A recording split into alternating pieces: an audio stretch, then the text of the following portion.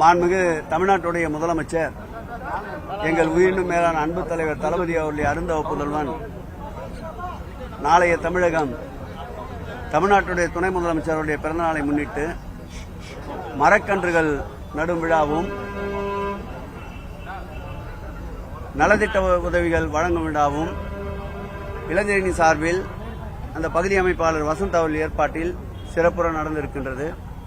இந்த நிகழ்வில் பெருநகரத்துடைய மேயர் பிரியா அவர்களும் நம்முடைய வர்த்தக அணியினுடைய அமைப்பாளர் கவிஞர் காசிமுத்து மாணிக்கம் அவர்களும் நம்முடைய சட்டப்பேரவை உறுப்பினர் ஜோசப் சாமுவேல் அவர்களும் மண்டல குழு தலைவர் மூர்த்தி அவர்களும் மாநகராட்சி மாமன்ற உறுப்பினர்களும் பகுதி கழக செயலாளர் ராஜகோபால் மற்றும் நாகராஜன் போன்றவர்கள் பங்கேற்ற நிகழ்ச்சி இனிதே நடந்து முடிந்தது. 25 நிகழ்ச்சிகளில் 15வது நிகழ்ச்சியாக நடந்த இந்த நிகழ்ச்சி பல்வேறு நிகழ்ச்சிகளில் சிறப்பு வாய்ந்த நிகழ்ச்சியாக தூய்மையான காற்றுக்கு மனிதனுடைய சுவாசத்திற்கு ஏற்ற வகையில் நடத்தப்பட்ட இந்த மரக்கன்று நடுகின்ற நிகழ்ச்சியை ஏற்பாடு செய்த இளைஞரணி தம்பிமார்களுக்கு மாவட்ட கழக செயலாளர் முறையில் என்னுடைய வாழ்த்துக்களையும் மகிழ்ச்சியையும் தெரிவித்துக் கொள்கிறேன். திருவண்ணாமலை தீப திருவிழாக்கு 8 பேர் கொண்ட குழு மலையை ஆய்வு பண்ணி அதுக்கப்புறம் முடிவை தெரிவிக்கிறதா சொல்லியிருந்தாங்க. எப்போ ஆய்வுகள் முடியும், எப்போ நம்ம அனுமதிக்கிறோம்? நான் நேற்றைக்கு முன்பு திருவண்ணாமலையில் மாண்புமிகு தமிழக முதல்வருடைய வழிகாட்டுதல்படி அந்த மாவட்டத்துறை அமைச்சர் அருமையண்ணன் ஏவா வேலு நானும் பங்கேற்ற ஆய்வுக் கூட்டம் விவரமாக நடைபெற்றது.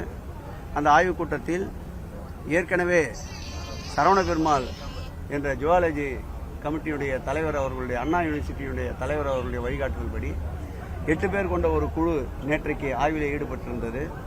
நேற்றைக்கும் எதிர்பாராத விதமாக அந்த மலையின் கொப்பரை தேங்காய் ஏற்றுகின்ற அந்த இடத்தின் அருகில் இருக்கின்ற 2 இடங்களில் நிலச்சரிவு ஏற்பட்டதை நீங்கள் அனைவரும் அறிந்திருப்பீர்கள். ஊடகங்களிலும் அந்த செய்தி பெரிதாக வெளிவந்திருக்கின்றது. ஆகவே அந்த குழுவினர் இன்றும் தொடர்ந்து அங்கு ஆய்வுப் பணிகளே இருக்கின்றார்கள். அந்த குழுவினுடைய அறிக்கை பெற்றவுடன் மனித உயிர்களுக்கு இந்த அரசை பொறுத்தளவில் மாண்புமிகு தமிழக முதல்வர் அவர்களை பொறுத்தளவில் எவ்வளவு முக்கியத்துவம் கொடுக்கிறார் என்பது நீங்கள் அனைவரும் அறிந்தது. எந்த விதமான விரும்பத்தகாத சம்பவங்கள் நடைபெறாமல் இருக்கின்ற சூழ்நிலையில் அந்த ஜுவாலஜி கமிட்டி அறிக்கையை பொறுத்து அன்றைய சூழ்நிலைக்கு ஏற்றாற்போல் அந்த மலையிலே ஏற்கனவே கடந்த காலங்களில் அனுமதித்து போல் மக்களை அனுமதிப்பதா அல்லது சூழலுக்கு ஏற்றாற்போல் தீப திருவிழாவை சிறப்போடு நடத்த வேண்டும், மக்கள் கண்குளிர அந்த தீப ஒளியை காட்சி தர வேண்டும், அந்த தீப ஒளி தரிசனத்தை மக்கள் முழுமையாக இறை அன்பர்கள் ரசிக்கின்ற வரையில் மகிழ்ச்சி அடைகின்ற வரையில் ஏற்பாடுகள் என்னென்னலாம் சிறப்பாக செய்ய முடியுமோ அது குறித்து மாண்புமிகு தமிழக முதல்வருடைய நல் வழிகாட்டுதலோடு நிச்சயம் சிறப்பு சேர்க்கப்படும். தொடர்ந்து இன்றும் அவர்கள் ஆய்வில் இருக்கின்றார்கள். 13ஆம் தேதி தான் அந்த தீப திருவிழா. ஏற்கனவே அங்கே மேலே கொப்பரை ஏற்றுவதற்குண்டான அனைத்து ஏற்பாடுகளும் நடந்து கொண்டிருக்கின்றன.